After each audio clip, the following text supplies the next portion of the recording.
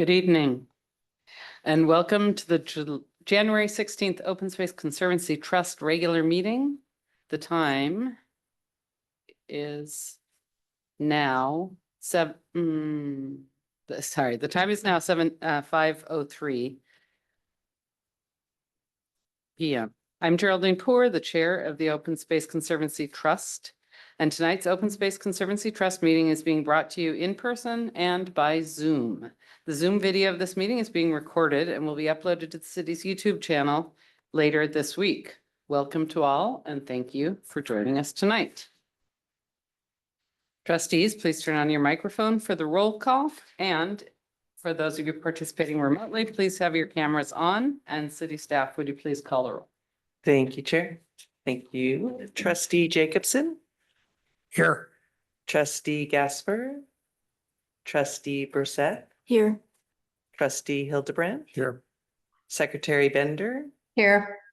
Vice Chair Atay. Here. Chair Poor. Here. Thank you, Chair. Our first item of business is public appearances. The opportunity for anyone to speak to the Open Space Conservancy Trust about any item, except items requiring a public hearing, any quasi-judicial matters or campaign-related matters. City staff, is there anyone who signed up for appearances? No, Chair. Thank you. We'll now move on to our next item of business, approval, which could be approval of the consent agenda, but I don't believe we have a consent agenda. So we can move on to the first item of regular business, which is to approve the minutes of the October 17th regular meeting. Trustees, may I have a motion to approve the minutes? We approve the minutes as they appear. Second. Thank you. There's a motion by trustee Hildebrandt and a second by trustee Jacobson. Trustees, please turn on your microphones and will the city staff conduct a roll call vote? Thank you, Chair. Vice Chair Atay. Aye. Trustee Hildebrand. Aye. Chair Poor. Aye. Trustee Brissette. Aye. Secretary Bender. Aye. Trustee Jacobson. Aye. And Trustee Gasper. Thank you, Chair.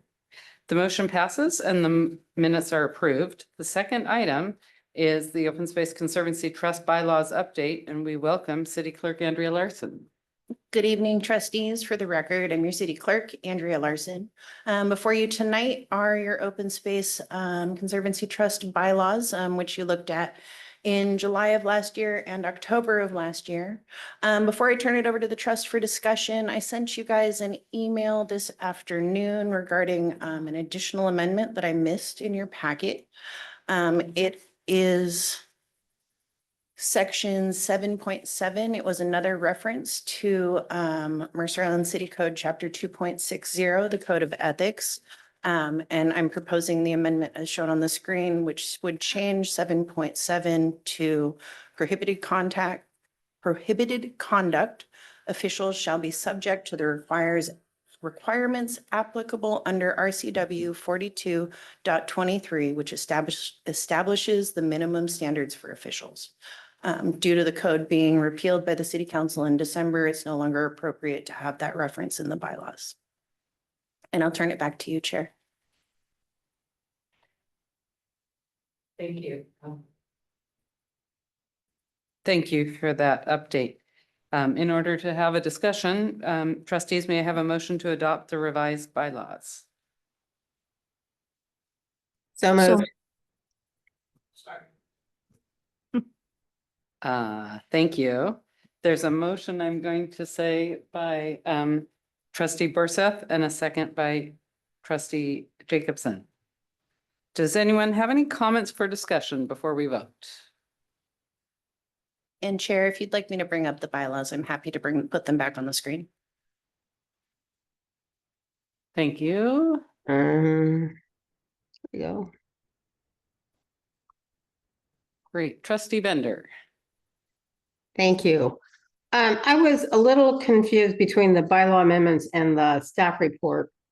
The staff report didn't seem to have any reference to the trust board actually having its own ad hoc committee. The language in the bylaws sort of clarified that, but I do think a little movement of language would make it a clear statement. So I'm looking at 3.2A. And it seems to me that there's two parts to this. One is the trust decides to have an ad hoc committee, and the other is if somebody else decides to have an ad hoc committee and should we participate? And it seems like the second part should be modified by the language if requested by the city council, city manager, or other city advisory board or commission. And the distinction between those two could be corrected by simply moving the if language to follow or so it would say members of trust ad hoc committees, or if requested as liaisons to ad hoc committees of other sort of boards. And then it would make clear that there's two separate thoughts going on here. Does that make sense? First half of the sentence is speaking about what the chair and the vice chair would do. So if it's the will of the trust, we could make that change, but I'm not sure that it actually provides the clarity that you were seeking. So let me ask this question. Is it necessary for the city council, the city manager, or other city advisory boards to form an ad hoc board before the trust can be involved, or can the trust itself have its own ad hoc committee? The trust can have their own ad hoc committees of the trust, and you can do as many of those as you would like. Okay. If And the trust wants to be involved in an ad hoc committee of another advisory board or commission, the trust could request of the other advisory board or commission to request that, to consider letting there be a liaison from the trust to the other board. But the request to have an open space liaison would actually come from the city council, the city manager, or another city advisory board or commission. Yeah, so given that, I think that moving the if clause earlier so that it controls the action of the right. city, action in response to the city council would make more sense. Yeah, the city's fine with that change if that's the will of the trust. Okay, I'm going to read it out loud just because there's a lot of phrases here. So in consultation with the vice chair. In consultation with the vice chair, the chair appoints trustees to serve as members of the trust ad hoc committees, or if requested by the city council, city manager, or other city advisory board or commission as liaisons to ad hoc committees of other city advisory boards or commissions. Is that what you intended, Marie? Yes. Trustee Bender and Except it might make it even clearer to split that into two sentences. That was going to be my suggestion, Andrea. Even better. Yeah. thank you for your quick following. And We'll need to add some more text. Trustee Bender. I did have one other, and this is not substantive, but I just thought for sake of using fewer words instead of more words, we could, gotta find it, sorry.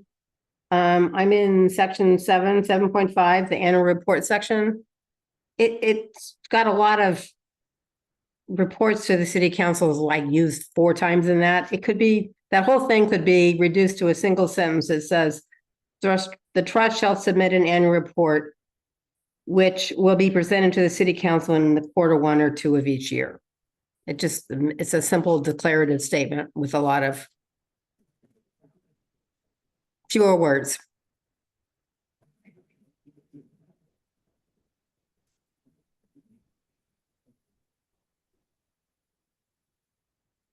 As such, trustee? The trust shall submit the annual report to the city council. Then I would probably change that to which.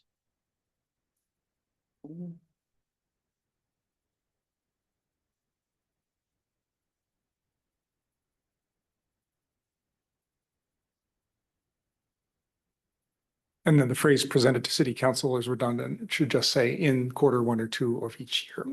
Yeah, that's good too.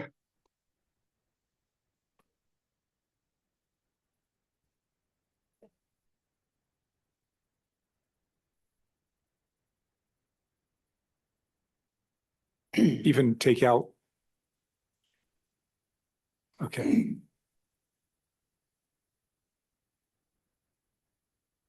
Oh, okay, which will be presented. Okay, that's all right. Thank you. Is there any other discussion? Nope. Thank you.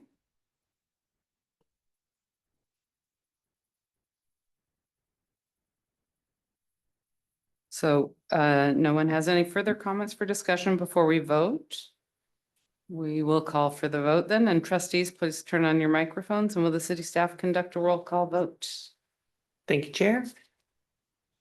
Trustee Gasper. Vice Chair Tay. Aye. Trustee Brissette. Aye. Chair Poor. Aye. Trustee Jacobson. Hi. Secretary Bender. Aye. Trustee Hildebrand. Aye. Thank you, Chair. Thank you. I know that we did a lot of work and spent a lot of time on those over 2 meetings, so appreciate the support of staff. Staff City will clerk. get those cleaned up with all the revisions accepted, and then Raven and I will be in contact to get the chair's signature. Great, thank you. Moving along to the third item of regular business, which is the 2024 annual report to council and the 2025 work plan. We welcome Parks Operation Manager Sam Harb and Natural Resource Manager Lizzie Stone on the screen. Hello. For the record, my name is Lizzie Stone. I'm the Natural Resources Program Manager with the City of Mercer Island. And I am going to talk through our annual report to council. You'll bear with me while I share my screen here.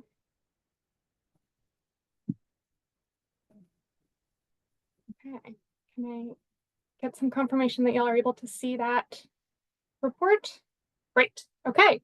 So the ordinance that established the Open Space Conservancy Trust requires that the trust report to City Council annually on its activities of the past year. And so this is our report that we will be submitting to Council for approval in their March 5th meeting, I believe. Y'all received this report with your agenda packet. And so I just want to go through it quickly and make sure that there aren't any parts that you have questions on or that you want to add anything to. This is your opportunity to do so. We started out the annual report by summarizing the trustee appointments and elections in 2024. We talked about the different meetings that were held and the new trustees that were introduced to the board and some that moved on to other things. We welcomed Brian Gaspar to join the board, replacing trustee Craig Olson. And we also welcomed Councilmember Jake Jacobson to be appointed as the new city council liaison, which was replacing Councilmember Lisa Andrell. We elected officers in the July meeting, including trustee Geraldine Poor, re-elected as the chair, trustee Hillary Ette as the vice chair, and trustee Marie Bender as the secretary. I then went on, then went on to summarize our natural resources program and staffing. This is the staff team that is tasked with managing forest restoration and tree risk mitigation, as well as trail construction and maintenance on trust properties. In 2024, we again had a seasonal trails and restoration crew consisting of 2 staff for 6 months and 1 team leader for 9 months. At the end of 2024, when this report was written up, the staff within the natural resources team included Sam Harb, our Parks Operations Manager, myself, Lizzie Stone, Andrew Prince, the Urban Forestry Project or Program Manager, and Jordan Fisher, the Volunteer Coordinator. I then went on to summarize forest health and management that took place on trust property in 2024. The background about this is that this restoration work and managing these forests is directed by the Open Space Vegetation Management Plan, 10-year evaluation and update, as well as the Pioneer Park Forest Management Plan that was adopted in 2023. And then there was a forest health survey for Pioneer Park that was done in 2023, but I meant 2003. And then the forest health survey took place in 2008. These plans really emphasize that it's important to protect our trees and the existing tree canopy, as well as creating a resilient forest ecosystem by managing our invasive plant species that are growing in the park and planting our native species, encouraging them to grow. In 2024, we got a lot of restoration work done. We worked on 41 acres of trust property, and this work was performed by professional contractors, our seasonal crew, a lot of volunteers, several crews from the Washington Conservation Corps, as well as staff from the Natural Resources team. And all of this work was funded and made possible by the funds that were made available to us through the 2022 Parks Levy. So in summary, I broke it out by the different groups that were doing the work. The professional contractors that we had out did first year comprehensive weed removal on 11 acres of trust property, specifically all of that in Pioneer Park. First year comprehensive weed removal includes our ivy rings, or removing ivy from the base of the trees and then for a 4-foot radius out around each tree. It also includes invasive tree removal and treatment. So when possible, to manually remove invasive trees like holly or laurel or hawthorn, we will do that. And when we need to use herbicide to remove them, we will treat them, as well as ground ivy and herbaceous weed removal. So that is all the ivy on the ground, as well as the blackberry and any other non-native weeds that we have growing in the parks. So it's pretty substantial work to do across 11 acres of the park. We are proud of that. We had contractors also doing second year comprehensive weed removal on 8.08 acres of Pioneer Park and 1.7 acres of Engstrom open space. And then we did the third year of weed removal on 8.3 acres with contractors. We did some more with volunteers as well. And then maintenance on some of the areas that had received those 3 years of comprehensive removal in the past. We also did some planting maintenance on some plants that were installed in 2023 and watering for those plants. Our volunteer program was very busy in 2024.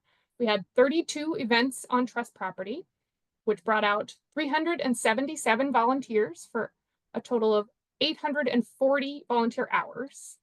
These folks removed, coming up on an acre of ivy from the forest floor. They planted nearly 300 trees and shrubs. They removed blackberry, they mulched, they did all kinds of good activities out there. And I also wanted to highlight that we now have 10 active forest stewards working in Pioneer Park, which means that we have 10 volunteers that have been trained to be able to lead volunteer events on their own, as well as to do work on their own in the park. So they can go out without staff and be pulling ivy. They're trained to know what to do with their compost and how to work with their tools and do the work on their own without staff needing to be present. So it's pretty exciting that there are that many active forest stewards working in Pioneer Park. We had our seasonal trails and restoration crew this year that had the 2 shorter term 6-month crew members, as well as our longer 9-month team lead. They did regular park checks to empty our waste bins around the park. They did brushing of trailside plants to keep the trails open and accessible throughout the growing season. They blew leaves off of trails to make sure that we didn't get really mucky, muddy situations out there once it started to rain. They did a lot of managing logs and trees as they fell over the trails to keep things accessible, in addition to conducting noxious weed monitoring and mapping and treatments across trust property. They did some watering of some of the volunteer plantings from the year before, and also supported volunteer events as was needed. As I briefly mentioned earlier, we did have Washington Conservation Corps crews out in 2024 for a total on the island, a total of 57 days, 30 of which were on trust property. We had them out early in the year in January and February, working to do a lot of our trails work, regrading some sections, adding a lot of gravel to improve drainage and alleviate some of those muddy spots. We also had them do first year comprehensive weed removal on about 1.8 acres of Pioneer Park Southeast. And then again, at the end of the year, we had November and December crews out to manage blackberry and ivy, spread a lot of mulch. We had them plant 525 native trees and shrubs along the western border of Pioneer Park Southeast, which I'm very excited about. And we also had those crews working to do comprehensive weed removal across 2 acres of the park. We have been having these crews come in the areas where volunteers had already started to do a lot of weed removal, which allows them to move really quickly, a lot more quickly through the sites and to complete large areas. So it's felt like a good use of those crews. We then went on to describe the Forest Health Plan transition, which is transitioning from the benchmarks set out in the Forest Health Plan in 2008 to the new benchmarks that were set out in the 2022 Parks Levy. The Parks Levy established a timeline for restoring the health of Pioneer Park's forest over the 16-year duration of the levy. And in order to complete 3 years of comprehensive weed removal throughout Pioneer Park and Engstrom Open Space by 2038, just 16 years later, the Natural Resources Program has to enroll at least 6.5 new acres of forest in first-year treatment each year. And then follow-up treatments, 2nd and 3rd year, as well as maintaining those areas that had received treatments long ago. We far exceeded those benchmarks again this year. We enrolled 11 new acres of forest in first-year comprehensive. We did 2nd year on 10.5 and 3rd year on 8.8 acres of for 3rd year removal. We did maintenance on a lot of our 8.8 acres of those previously enrolled forests. And then we planted a lot of trees and shrubs with the help of contractors, crews, Conservation Corps crews, and volunteers. So I summarized what those benchmarks were, as well as the actual of what we accomplished this year. We continued with our letterboxing program in 2024. This is a collaborative effort with our Parks and Rec staff, our open space board members, and some community volunteers. We placed 5 letterboxes in the Northeast quadrant this year, or I guess in 2024, so last year. These were distributed at the community center during the Leap for Green celebration, as well as at the front desk of the community center after that. We passed them out at volunteer events throughout the summer and had some available at the kiosks in Pioneer Park. In total, we passed out over 100 booklets and received 28 of them back that were completed. Any of the folks that turned in their booklets were recognized with a certificate and a prize packet that they were able to pick up at the community center. We continued with our leash policy education efforts in 2024.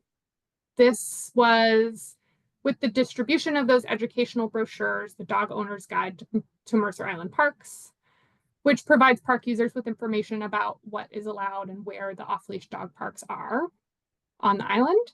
In 2024, Mercer Island Police Department received 4 complaints about off-leash dogs in Pioneer Park and 3 reports of lost dogs on trust property. We began to work on interpretive signage updates and modernizing our signage in Pioneer Park. A committee was formed within the trust board to develop content for updated signage throughout trust property. That committee is composed of trustee Ete, trustee Bender, and trustee Versa.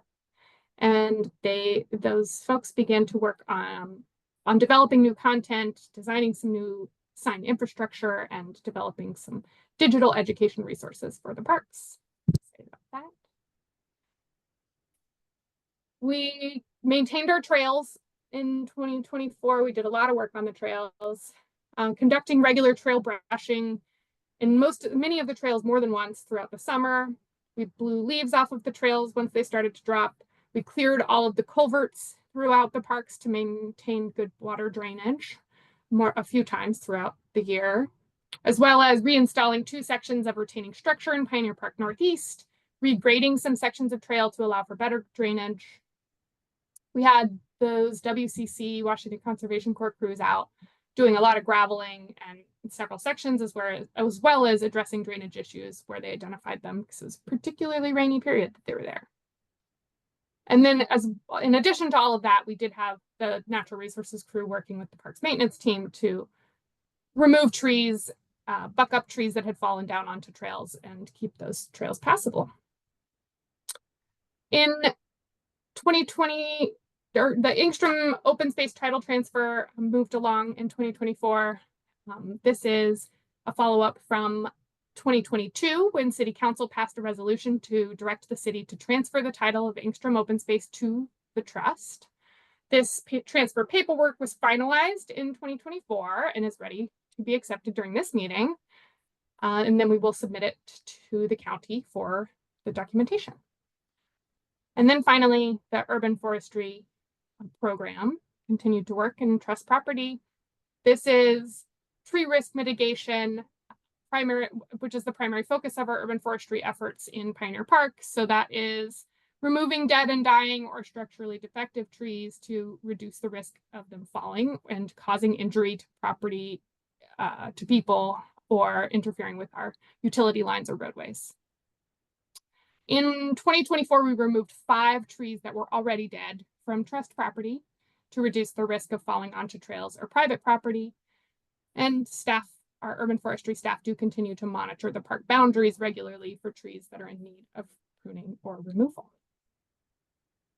So that is my read through of our annual report that I kept saying that I put these things into the report. Staff worked with the Chair Poor, to develop this report. And, I welcome any input or questions or clarifications that you'll have about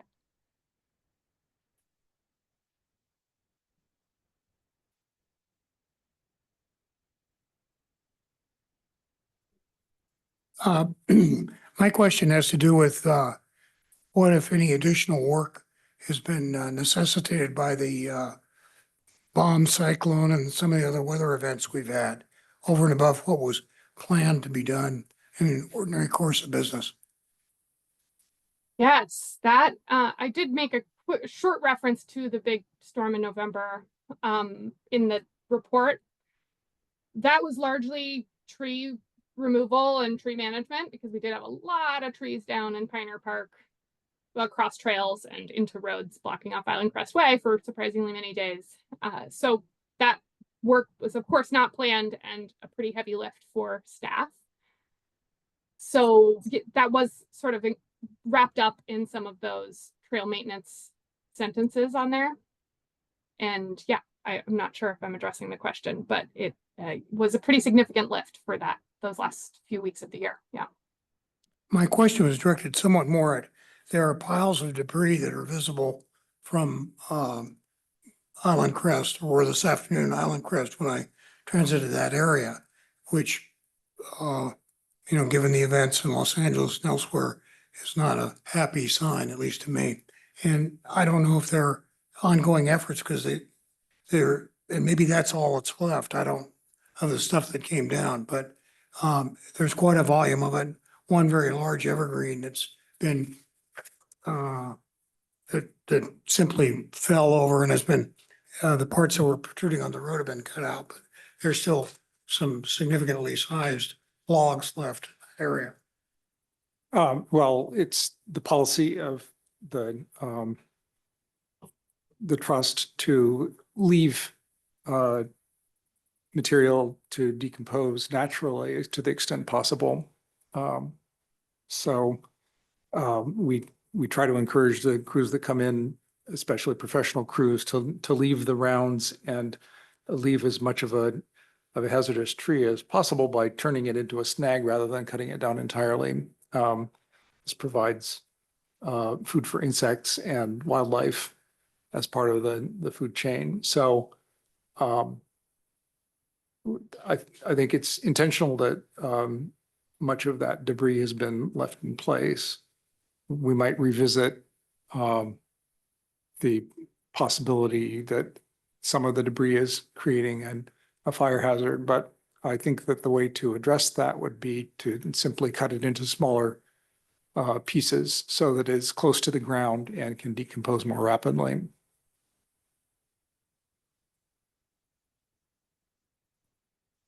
Yeah, I just wanted to add something. Sam Harb, Parks Operations Manager.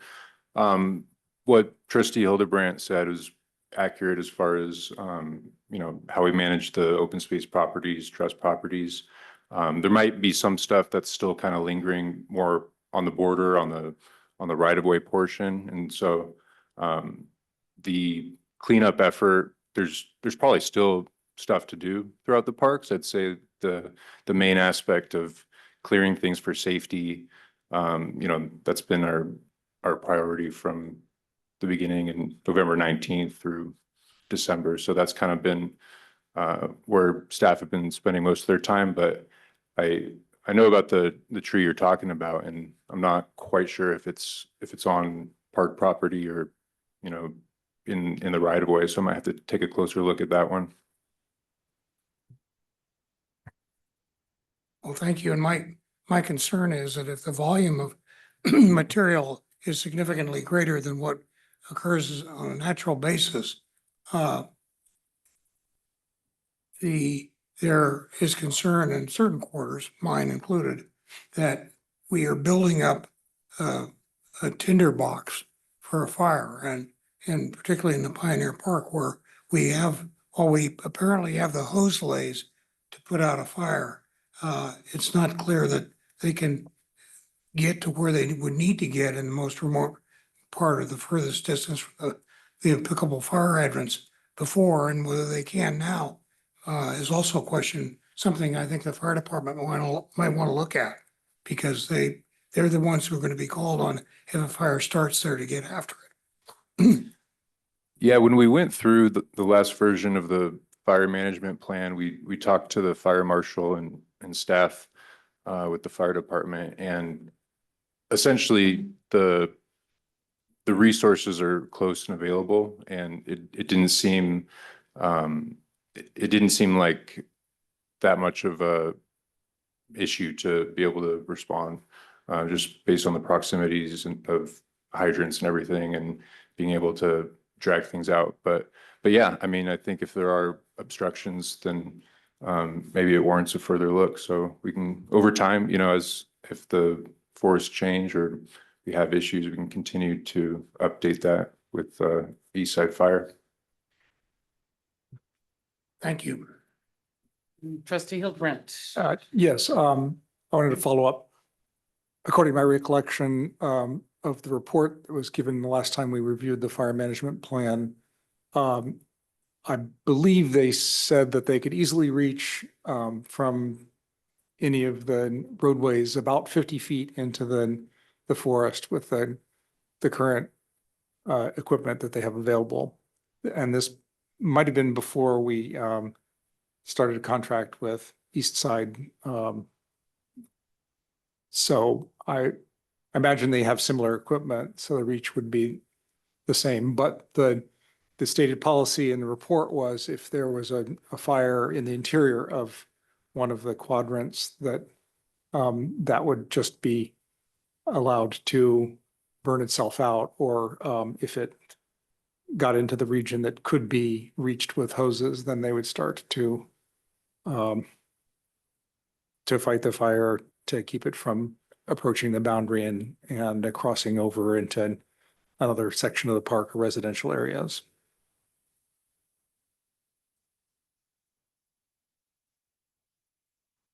Okay, thank you for that comment. Are there other comments on the staff report? Trustee Atay.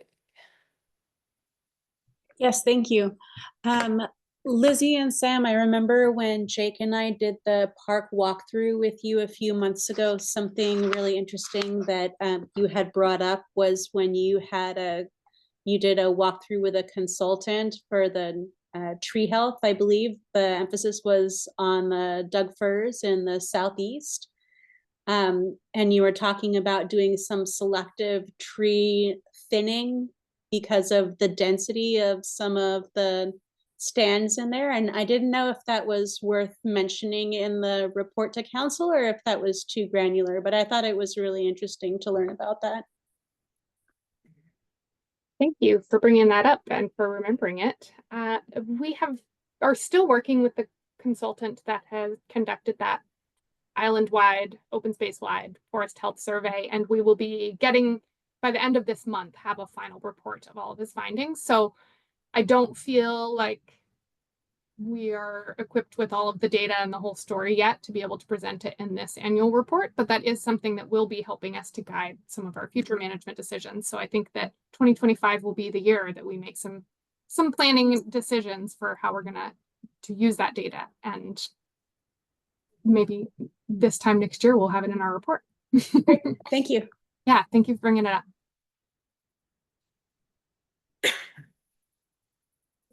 Yes, please. Trustee Bursa. Yeah, so I have, I guess, a comment and a question. I think that we've now had,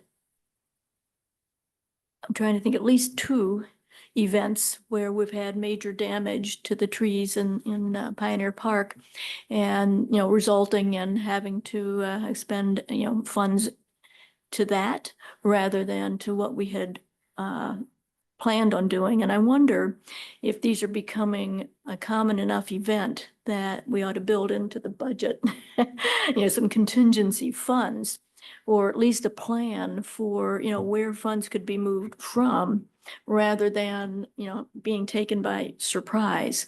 It just seems as though these events are occurring more often, and it might be wise to at least, provide some thought toward that. The comment I want to make is that I'm just impressed with how much work was accomplished this year. I've got written here exceeding on my margin comments.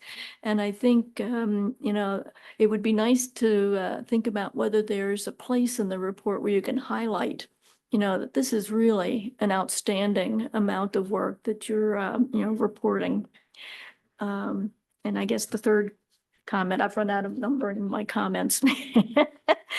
I'm also impressed by the statement you made about the volunteers, providing greater efficiency for the contract workers who have to come in, and, providing some visibility of the volunteer work to the volunteers themselves, but I think to the community at large, to know that that's a significant amount of contribution to the community that is really highly valuable. And something like, some simple, highlighting and statements like that may at least serve to motivate those who are kind of hanging back to step up and participate.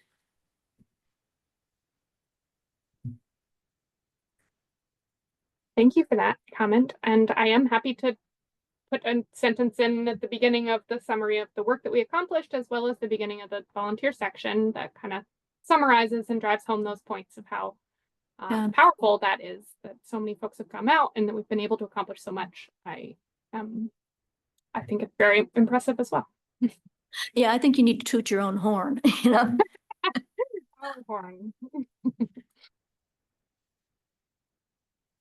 And I just wanted to point out that, we do regular storm maintenance throughout the winter, but for situations like this with the bomb cyclone or whatever we choose to call it, we did have our city leadership did allow some special funds to charge to that project. So we weren't necessarily using regular Pioneer Park maintenance funds. Great. Are there any more comments on the well-written annual report? Or shall we look to the work plan? Great. Lizzie, please. Thanks again for the great report.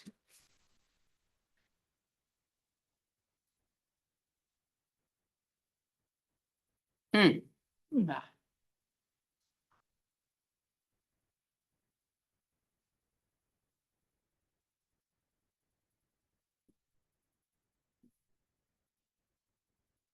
All right, Chair, would you like to go through the work plan? Oh, I would like to go through the work plan. Thank you very much. Okay. I did have the opportunity to work with staff to pull this together and momentarily forgot that I had agreed to present. So let me take this on, and I am happy to take questions as they come or at the end as you see fit. So at our meeting tonight, we have several items on the agenda. As you see, the annual report to council, the work plan that we're talking about right now, the Engstrom title transfer is our next item on our agenda, along with the story project update, Q story update, the quadrant reports, and we have approved the bylaws. Looking forward to April, we have the trail work plan, the restoration work plan, and work that's being proposed at Island Crestway and Southeast 68, the intersection update. So that's more of a traffic effort. And then letterboxing will be kicking off at that, and we can describe that at that meeting. Moving on to July, we will have the election of officers, a report on the herbicide application, and an evaluation of how successful the education has been on off-leash dogs and whether there's a need for any changes to that or updates. Our fourth and final meeting of the year, it would include planning the schedule for 2026, an initial discussion, and then letterboxing recognition. And if we have any scout projects, for example, Eagle Scout projects in the park, this would be an opportunity for recognition of the scout projects. The italics at the bottom point out that under a particular month, when something first shows up is the first month that's addressed, but it may recur in future meetings also. So comments on the work plan, please. Great. Will there be at the April 17 meeting, will there be a report on the condition of all the trails or simply what's planned to be done in calendar year 2025?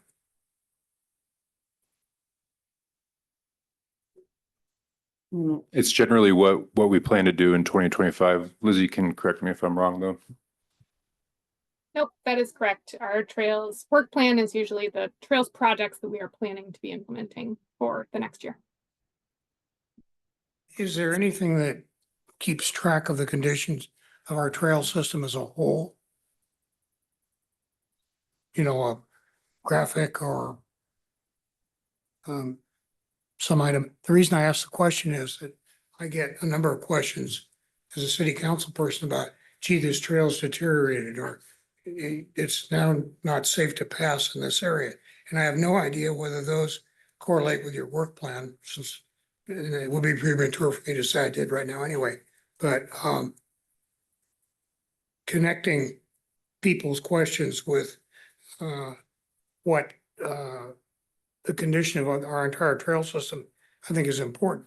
And while I don't think in this fiscal biennium, we have a bunch of money laying around to devote extra money to your work plans, because that's expensive work, and as I understand it. That if the city council needs to go after grants or needs to authorize the city to go after grants to attack this problem, that is something that will be of concern, I know, to a number of citizens who either utilize the trails or live adjacent to them. So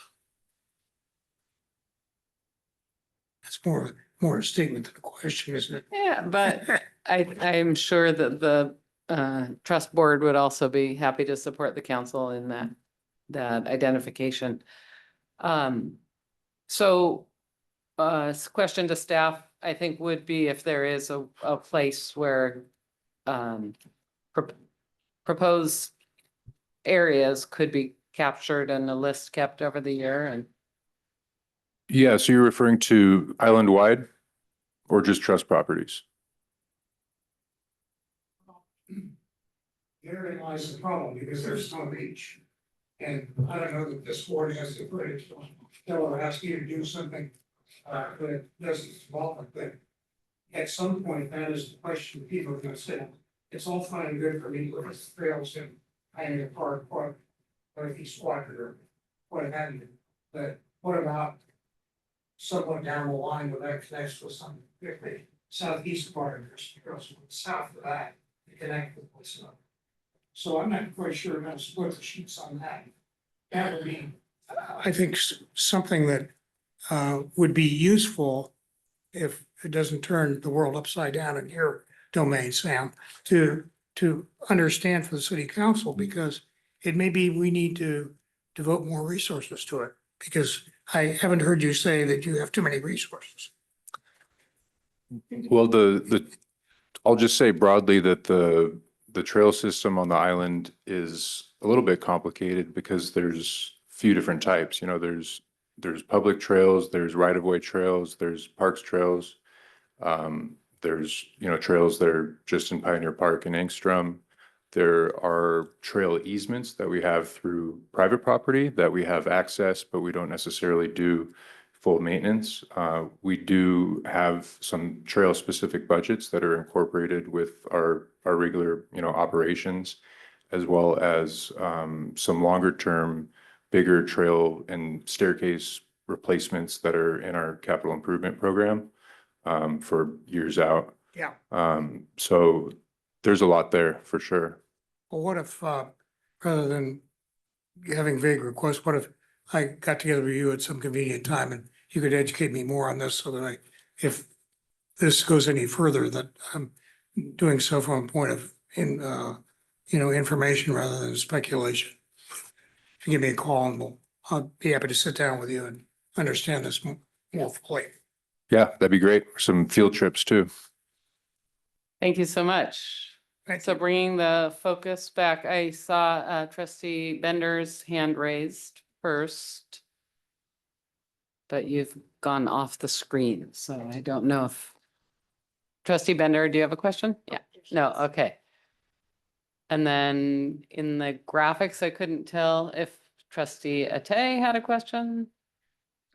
I do, thank you. Excellent, thank you.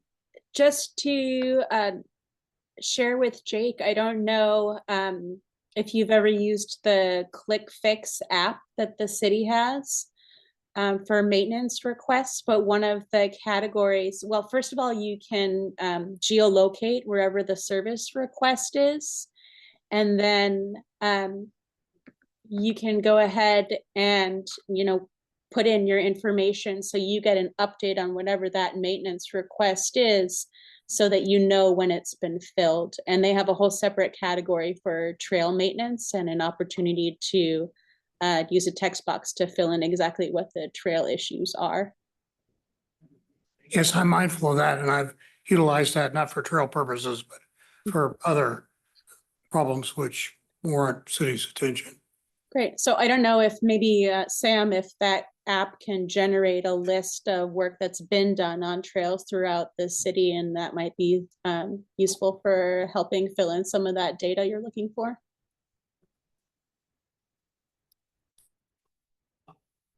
Great. Thank you. And into the room, trustee Hildebrand. Yes, I recall reading a trail maintenance guidelines pamphlet that was distributed to members of the trust board when I first came on. I haven't been able to locate it since, but we did have some guidelines for what the basic classification of trails should be, and how wide they were going to be maintained to, and such like. In order to, well, I would suggest that a good way to proceed to make sure that we are spending our time improving the trails that need maintenance the most, aside from, of course, responding to comments from the community, would be to perhaps locate those guidelines and revise them. And then it would be easy to make an inventory and say, this trail meets the guidelines that we've established for an exterior trail or an interior trail, or one that's on a steep incline, or things of that nature. And then when we find sections of trail that don't meet our guidelines, we can say, well, this is an area that needs attention. And I think it might make it easier both to produce an inventory of the trails and their condition, and also to pinpoint trails that need to have our immediate attention.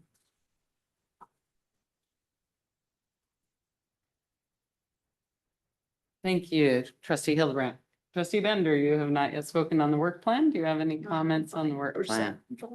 Well, two things. I think what Oh, Trustee Hildebrand is talking about is the guidelines for trails that was embedded in the comprehensive plan we did.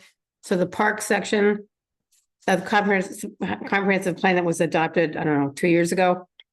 I think there was a description there of how we would authorize different kinds of trails.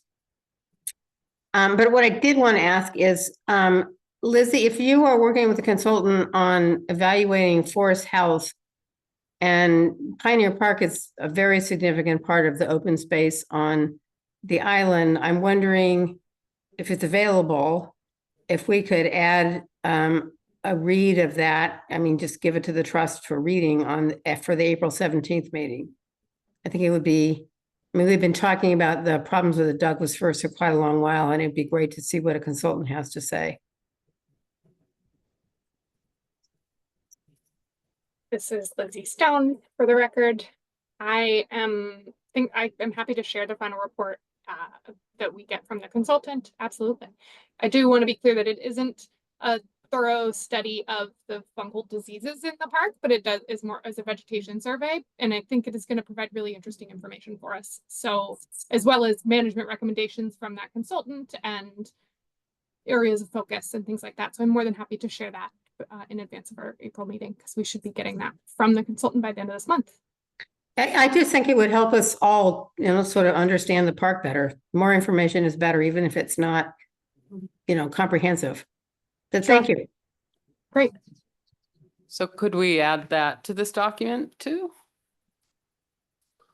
Yeah, did you want that in the April? I think so, yes. And did you call it Forest Health Survey, or what did you call that? Forest Health Survey. Okay. Fabulous. And perhaps when you bring the trail work plan forward, which you have described as very much focused on the next 12 months work, you could also address some of the conversation that was raised by Trustee Jacobson and Hildebrandt about overall health at whatever level you're able to do at that discussion in April. That sounds good, and as noted. Thank you. So generally, are there any more comments? I would like to make a comment about that annual report to council and note that it's been a very successful year of work, thanks to the hard work of staff and crew and the volunteers that you identified, and funded by the voters of Mercer Island. So we appreciate the passage of that park levy. And this is not listed as something that we need to have a formal motion to adopt, but we do want to approve, at least with a thumbs up consensus, that we're happy to move forward with the annual report and the work plan. So, I think we can introduce a motion to approve great, okay. the annual report and work plan. So I will make that motion. Thank you. Thank you. Staff, could you call the roll, please?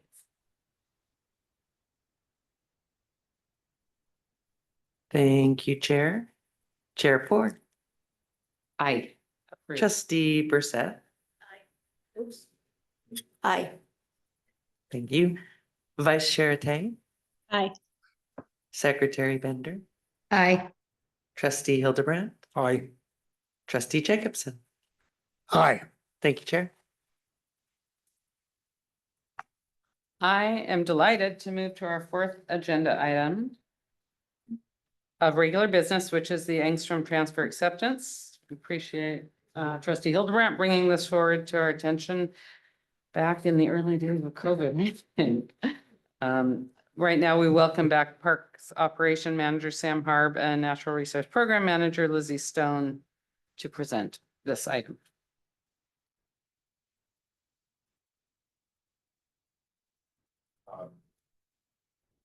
Sam Harb, Parks Operations Manager. Besides just the information in the staff report, I don't have much else to present other than we've been, I guess lately we've been finalizing the documents, working with an outside attorney and double checking property lines and things like that, just to make sure that the legal descriptions were correct, and we're ready to go to have the trust accept this formally, and then we can move on. Thank you. So the recommended action would be to formally accept the Angstrom transfer from the city. May I have a motion? So moved. Thank you. All right. It Chair. has- Excuse me, Chair. And the motion, there's a second half to the motion. Trustees, may I have a motion to accept the Angstrom transfer from the city and for the chair to sign for all associated documents? So moved. Second. Thank you. So it has been moved by trustee Ete and seconded by trustee Burset. Do we have any comments for discussion before we vote?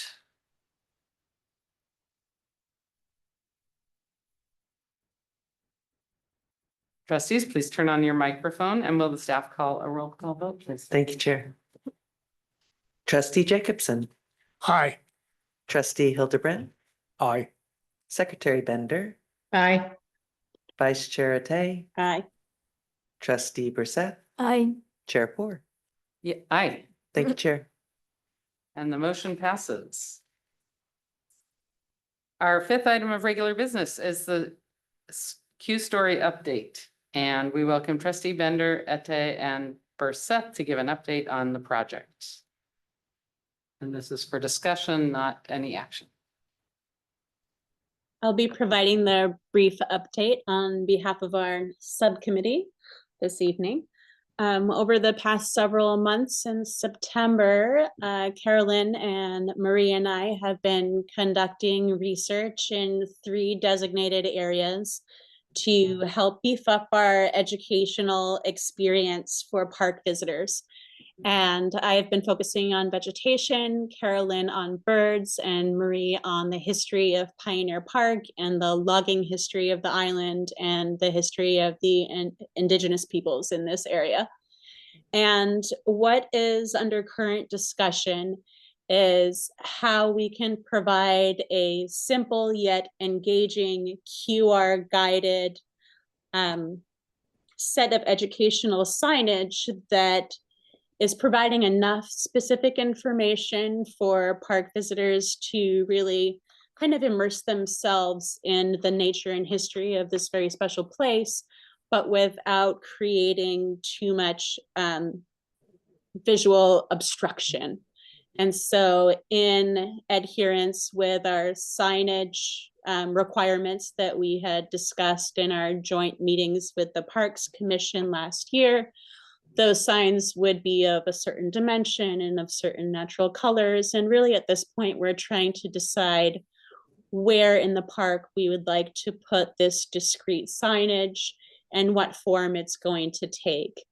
We have discussed putting QR codes on some of the major signs that are at the entry points to each of the quadrants, but we have also discussed the idea of having individual phone guided tours with QR codes that people can follow on their phones for each of our 3 individual subtopics so that people can go more in depth. And there can actually be designated spots on the trail system where people can look at a specific tree or look at a specific stump and understand, you know, what that actual timber species was, and then maybe a little bit about the logging history, for example.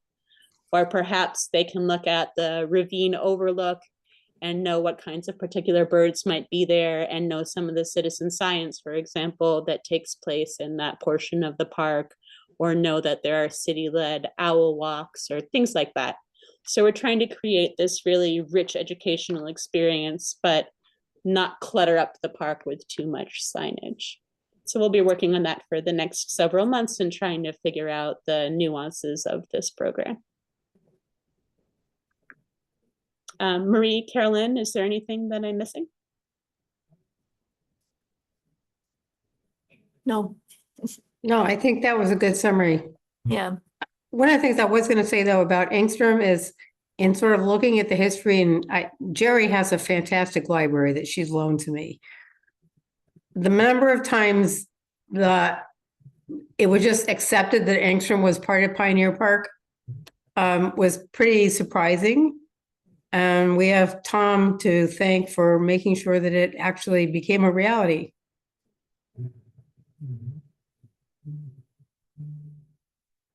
Well, I'm really excited by the work that Yeah. you've presented and discussed today. Thank you, three, for that extracurricular effort. And we look forward to further updates, perhaps in April or as your time allows. And you're working primarily, who's your staff contact? At this point, Lizzie, but we've also talked a little bit with Jordan in the past as well. Okay.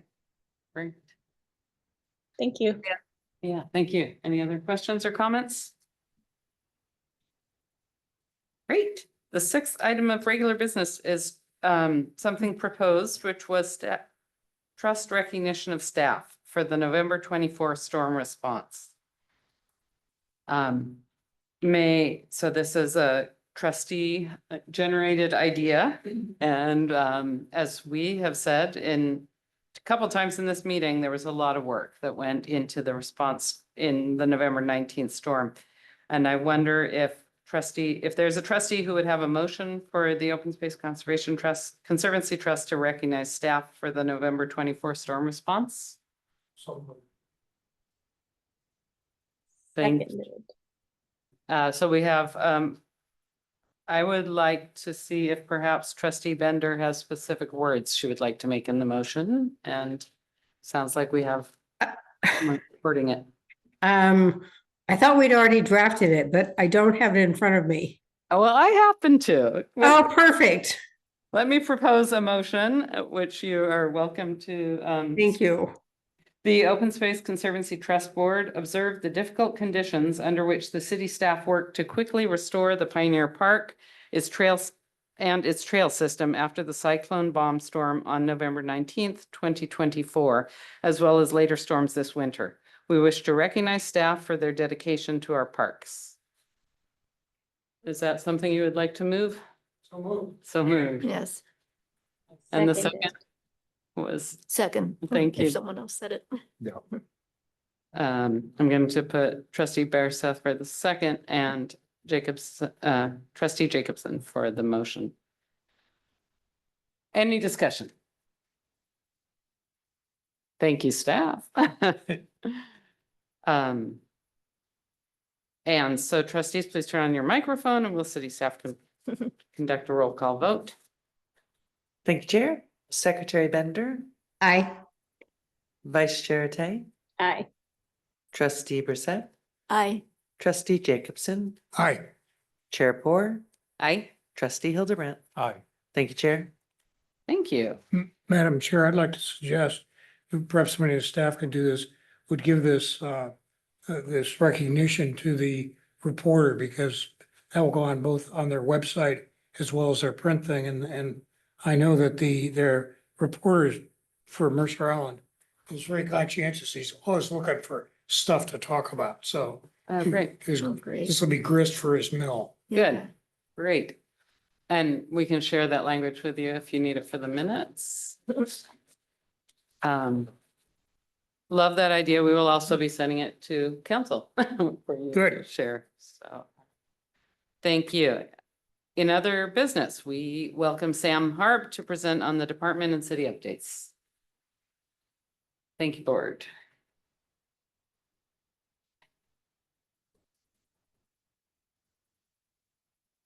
Sam Harb, Parks Operations Manager, just going through a couple department updates for you.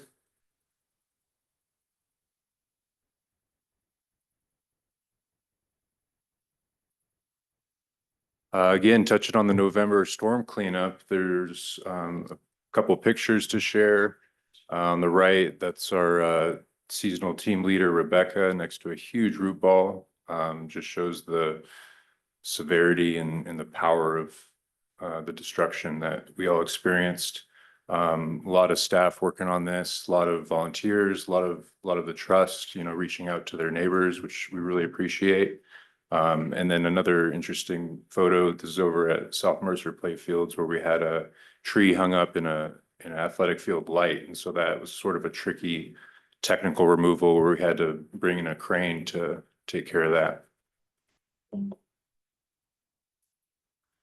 A little bit of information, update on the Clark and Groveland Beach planning process. The city received more than 220 responses to a survey on current park uses. At an upcoming council meeting, the project team will present site conditions and proposed public engagement plan for the planning process. And then after the council approves the scope, the effort for replacing aging infrastructure will begin with outreach in the community.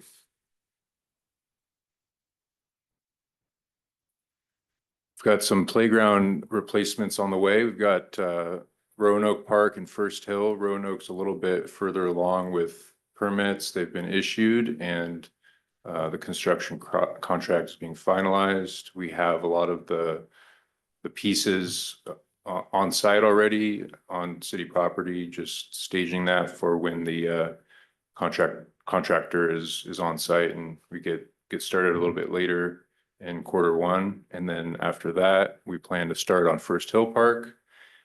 Some of you might notice we had some damage at First Hill Park Playground, so it's timely that we get that replaced.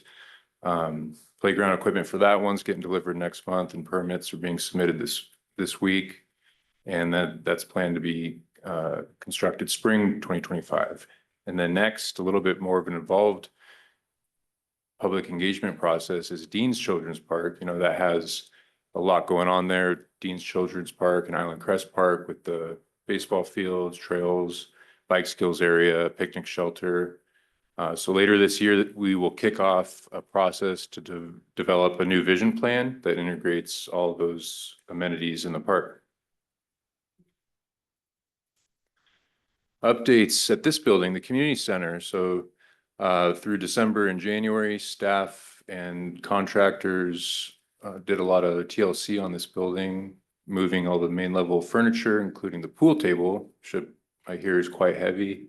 Admin staff moved office equipment to prep for the work. The following projects were completed, which include main level carpet replaced, gym courts were refinished, dance room flooring replaced with low maintenance and resilient flooring, same as over in the Mercer room. And then some walls were patched and painted. And then just some volunteer and outreach events coming up this next week. 125, January 25th, the Martin Luther King Day of Service in Luther Burbank. The 28th of January, Pioneer Park Mindfulness Walk.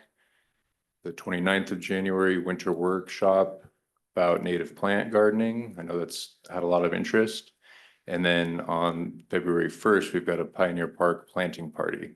And those can be seen and accessed from our city website on the calendar.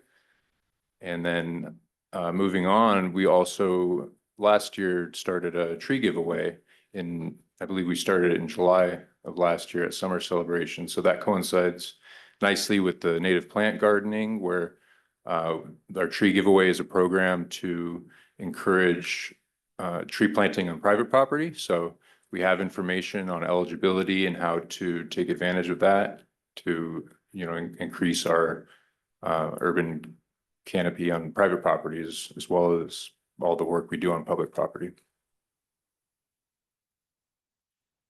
And then just get another look at our schedule for the year. Next meeting, April 17th, then we'll go into July 17th, and then finishing up with October 16th. Thank you. Thank you. We're on the home stretch of tonight's meeting now, and we usually finish with quadrant reports. So trustees, we'd love to get your observations from your assigned quadrants. I don't have it in front of me, but who has the Northwest? I'm on the Northwest. Thank you. And I Anything think to share? trustee or secretary Bender is also. Bender and Hildebrandt. Yes. Good. Yeah, I had an opportunity to take a pass through the Northwest Quad today. The last time I was there was the 20th of November, and it was impossible to walk all the way around the perimeter trail. So things have improved considerably since then. There was a snag that blew down across the main trail somewhere south of where the big Douglas fir fell and closed off Island Crest Way. And the upper branches of the Douglas fir intruded into the equestrian trail, so that I had to make a detour and go back to the main trail in order to complete my circuit. Anyway, that has all been taken care of. My only other comment is that there are some places where I noticed that there's larger branches from fir trees that have fallen on the trail, and those need to be removed by hand. The leaf blowers won't get them to budge off the trail. And as we all know, that if organic matter is left to stay on the trail, it causes the trails to get muddy. So that's something that can be addressed. Thank you. Trustee Bender, do you have anything to add? I have not been home since the middle of November or December. When I left, things were all in good shape. So, yeah. I mean, I will comment, like I said before, when we were in the park right after the cyclone bomb, and the work of people, it wasn't just clearing trails, they were out in the middle of the park moving stuff around, heavy stuff. So there was a lot done, and by the time we left in December, it was looking really good. Fabulous. Thank you. And the Northeast Quadrant. So I've got Northeast, and I have to say, I haven't been very conscientious about going over there with the power outage and holiday activities and so on. I just have not been able to Okay. get there. And I think Brian's the other. Brian, got it. Yes, That makes sense. And so trustee Ate, would you like to go first on the Southeast? Sure. I've been walking a fair amount in the Southeast lately, and I'm thinking it looks pretty good.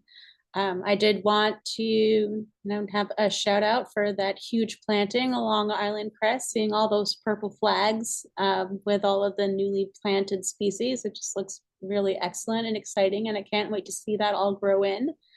I think it's just seasonally appropriate maintenance that I know is already going to happen, just a few muddy spots, but the trails are looking pretty good. And aside from some of that storm debris that we already addressed earlier, I don't see any glaring issues. Great. Similarly, I had a New Year's Day walk through Southeast and Northeast and enjoyed it. I am overwhelmed by the size of that tree that you were referencing on the east side of Island Crest Way. So I would be interested in understanding if that's public right of way or park, and if work would be done to remove the stump, or not the stump, but the large trunk that has fallen off. That's a curiosity question on my part. But the Southeast Quadrant has looked good on my walk too. There's one thing I wanted to mention about the Northwest that I forgot to say before.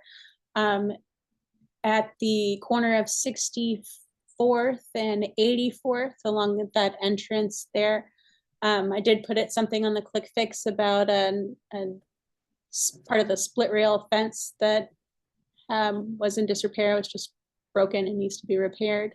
And I also did notice a patch of annual honesty or money plant, which I know produces a prolific amount of seeds in that same area. I'm not sure if it's considered a noxious weed or not, but it's something to be aware of. And while it's dry now, it's probably a good time to get at that.